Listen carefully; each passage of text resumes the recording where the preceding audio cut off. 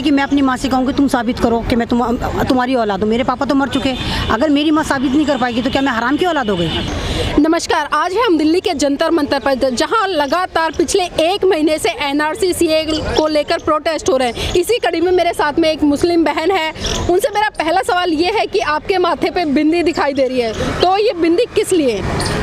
Ma'am, मेरी जो मैंने बिंदी लगाई, बेसिकली मैं बिंदी लगाती नहीं, लेकिन मुझे बहुत पसंद है। लेकिन जब से मोदी जी ने ये वाली बात बोली है कि हम लोगों को उनके कपड़ों से पहचानते हैं, उस दिन से मैंने बिंदी लगा ली है। कि आपने जैसे बोला मुझे मुस्लिम महिला, मुझे बड़ा अजीब लगता है जब मुझे मुस्लिम महिला बोलती। जब आप अगर ये बोले ना कि एक हम भारतीय महिला से बात कर रहे हैं, तो मेरा खून शायद बहुत सारा बढ़ जाए कि हम लोग इंडियन हैं। मुस्लिम, हिंदू, सिख, ईसाई हम बाद में, पहले हम भारतीय हैं।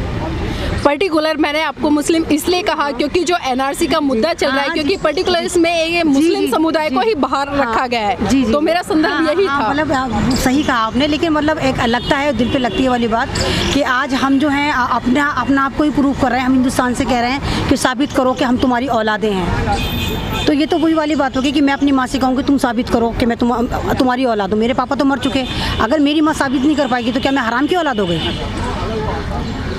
तो ये तो एक आप इस तरह का एक टेरर नहीं कर सकते हैं कि आपने ये सिर्फ गुमराह करने के लिए जो आपने एक स्ट्रैटेजी प्लान करी है 2024 के लिए, ताकि आप लोगों को यहाँ एनआरसी पे लगा दें, सीए में लगा दें, एनपीआर में लगा दें, और लोग आपसे नहीं पूछें कि जीडीपीए क्या है, एजुकेशन के लिए आपने क्या करा, लोगों के लिए क्या करा।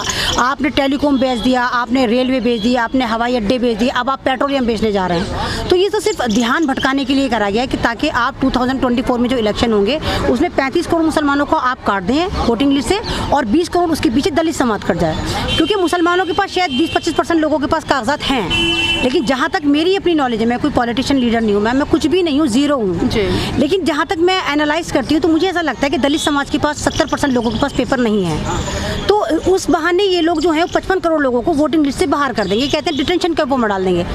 कोई डिटेंशन कैंप इतना बड़ा नहीं है जहाँ पर आप 55 करोड़ लोगों को ठूस दें या इतनी गोलियां भांज दें। जैसे मोदी जी कह रहे हैं कि हम तो इस बिल से वापस ही नहीं जाएंगे, हम तो 1 इंच नहीं हटेंगे, हम जो हमारे खिलाफ बोलेगा हम उसे मार देंगे। तो पूरा हिंदुस्तान आपके खिलाफ बोले, मारते क्यों नहीं फिर आप?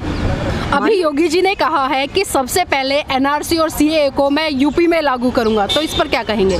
मैम, तो लागू करेंगे क्या, लागू करिए ना आप मतलब जो मेरा मानना है, जो गरजते हैं वो बरसते नहीं हैं, और जो बरसते हैं वो गरजते नहीं। आप कर दो ना एकदम से। आप ये हल्ला क्यों काट रहे हो बैठ बैठ के? कभी आप किसी को बुला रहे हो, कभी आप किसी को बुला रहे हो, कभी आप यहाँ डिबेट करा रहे हो, कभी आप यहाँ डिबेट करा रहे हो। यानी कि आपका ये जो कानून है इतना थर्ड क्लास आपने बनाया, आपको खुद नहीं पता आपने क्या बनाया है। आप खुद आके जस्टिफाई करो ना उसको बैठ करके बना। आखिर आप कहना क्या चाहते हो, बनाया क्या है? पीएम मोदी कह रहे हैं कि हमने एनआरसी का चर्चा तक नहीं करा, और वो टकलू शाह चिल्ला चिल्ला के कह रहा है हम एनआरसी लाएंगे, 4 महीने में लाएंगे। तो आप कि जो स्टेटमेंट वेरी कर रहे हैं, तो मैं ये कहती हूँ पहले प्लीज आप दोनों तो आपस में बात कर आया करो ना। आप जो व्हाट्सएप यूनिवर्सिटी से पढ़कर आ गए हो, 350 रुपये का रिचार्ज आप जियो को कराते हो और पढ़ कर आ रहे हो, तो बंद कर दें इसको। 132 करोड़ जो हैं बहुत पढ़े लिखे हैं, आपसे कहीं ऊपर है वो, आप उन्हें बेवकूफ़ नहीं बना सकते हैं। 70 साल से हम लोग सो रहे थे शायद अब अच्छे दिन आए। कांग्रेस ने हमें पीटा, बीजेपी ने हमें पीटा। कभी हमें कांग्रेस पीटती है तो हम बीजेपी की तरफ चले जाते हैं, फिर हमें बीजेपी पीटती है हम कांग्रेस की तरफ चले जाते हैं। तो हमें बीजेपी की सोच से कोई इशू नहीं था, क्योंकि हमें तो कांग्रेस ने भी बहुत बर्बाद करा है। हमें बीजेपी के सिर्फ सीए से प्रॉब्लम है। उसने कैसे कहा कि वो मुस्लिम कम्युनिटी को इस बिल के बाहर करेगी, वो क्यों करेगी बाहर हमें? लेकिन वो तो कह रहे हैं कि केवल मुस्लिम नहीं बल्कि ये सबके लिए है। हम बिल में आप पढ़ें मैम, बिल में मुस्लिम का जो है कहीं से कहीं तक कोई जिक्र नहीं है। आपने 6 मज़हब को इंक्लूड करा है, इस्लाम को कहीं नहीं करा। क्यों नहीं करा? क्योंकि हम एक कलमे वाले, हम एक जन्म वाले हैं। अगर हम राम होते, कुछ भी होते, तो आप हमें शामिल करते। यानी कि सिर्फ आपको हमारे मुस्लिम होने से प्रॉब्लम है। तो आप इस तरह नहीं कर सकते हमारे साथ, आप नहीं कर सकते। मैं कहती हूँ हिंदुस्तान की कोई जेल इतनी बड़ी नहीं है जहाँ आप 35 करोड़ मुसलमानों को ठूस दें, या इतनी गोलियां नहीं आप फांस दें। आप मारिए, हम आपसे कोई भी बात करते हैं, आपसे 132 करोड़ हिंदुस्तान का कोई भी बात करता है, आप फौरन पाकिस्तान की तरफ पहुँच जाते हैं। कि अगर हम कहें कि फसल खराब हो गई, किसान खुदकुशी कर रहा है, पाकिस्तान से बादल आए होंगे, वो बरसे होंगे तो फसल खराब होगी। तो इतना बेवकूफ़ाना फैसला मत दीजिए। आप हिंदुस्तान में क्यों नहीं बताते कि हिंदुस्तान में क्या हो रहा है? आप दलित समाज में क्यों नहीं बताते क्या हो रहा है? वाल्मीकि समाज के साथ क्या हो रहा है? मुस्लिम समाज के साथ क्या हो रहा है? मतलब आप रेपिस्ट, हर 10 मिनट में एक रेप होता है, आप उसके लिए कुछ नहीं करते हैं। तो अगर आपको एक्ट बनाने का इतना ही शौक है तो आप रेप पे बनाइए ना एक एक्ट। आपको ऐसी अदालत लेकर आइए जहाँ 6 दिन में हो। मैं तो कहती हूँ ऑन द स्पॉट आप फांसी दीजिए उसको, ताकि दोबारा ना हो। जब आप फैसला देते ही नहीं है, जब भी तो बढ़ रहा है हौसला, जब भी तो हर 2 मिनट में 3 मिनट में रेप हो जाते हैं। ये तो 10 मिनट की जो स्टोरी है मैम, ये वो है जो रिपोर्ट लिखी जाती है। बहुत सारे लोग तो रिपोर्ट लिखवाते भी नहीं है, तो यानी फिर तो हर 3-4 मिनट में एक रेप हो रहा होगा। तो आप जहाँ पर एक्ट बनाना वहाँ तो आप एक्ट बना नहीं रहे हैं, बेवकूफ़ी के एक्ट बना रहे हैं कि आप साबित करें कि आप हिंदुस्तानी हैं। अरे हम हिंदुस्तानी थे जब तो हम आपको चुन के लेकर आए थे। अभी केरल के जो गवर्नर है उनकी एक स्टेटमेंट आई है, तो उस पर क्या कहेंगे? मैम केरल के जो स्टेटमेंट जो आया वो एक आरएसएस के दल्ले हैं बेसिकली। उन्होंने 3 तलाकों का जो एक वो एक्ट था वो पास नोटिफाई करा था, तो खुश होकर भीख में बीजेपी ने उनको केरला का गवर्नर बना दिया था। उनका छोटा भाई एक्स MLA क्या नाम है, आसिम मोहम्मद खान। अब उनका जो मैंने कल स्टेटमेंट पढ़ा है उनके बड़े भाई का, गवर्नर साहब का, वो कहते हैं पाकिस्तान में जो है कादियानों पे जुल्म हो रहा है, अहमदिया ग्रुप पे जुल्म हो रहा है, कादियाने पे। उनका छोटा भाई मुझे कहता है कि मैं अहमदिया ग्रुप की आतंकवादी हूँ पाकिस्तान की। तो ये तो आप बकवास कर रहे हैं फालतू, आप डिबेट कर करके बता रहे हैं, आपको खुद नहीं पता आपका कानून क्या है। वो उल्टी सीधी कलाम पाक की आयतें बता रहे हैं। मैं कहती हूँ कलाम पाक में एक आयत है, आप नमाज मत पढ़िए।